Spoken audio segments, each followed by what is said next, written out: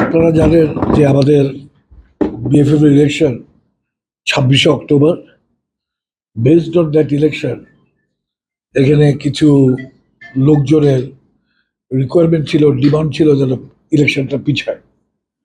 তো according to that request আমরা ফিফার কাছে চিঠি দিয়েছিলাম। এই কপিটা আপনাদেরকে দিয়ে দিবেন। চিঠির উত্তর দিয়ে দিয়েছে যে ইলেকশন কোনোভাবে একদিনও পিছানো যাবে না, এটা ফিফা ইনস্ট্রাকশন দিয়ে দিয়েছে। সো এই চিঠিটা আপনাদেরকে কপি দিয়ে দিবে, so you can find out যে ফিফার মাইন্ডটা।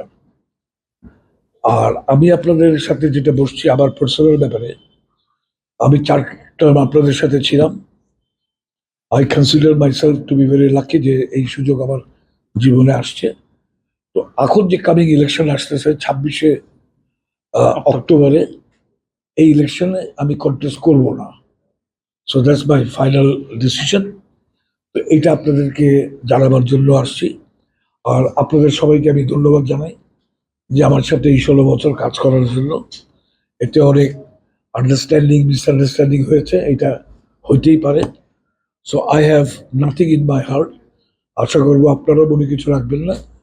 So thank you very much for your support and your let's hope যে বাংলাদেশ ফুটবল ফেডারেশনের যেন আরো উন্নতি হয়, বাংলাদেশ ফুটবল ফেডারেশন যেন এই ফিউচারে খুব ভালোভাবে থাকে এবং ফুটবল যেন ভালোভাবে থাকে।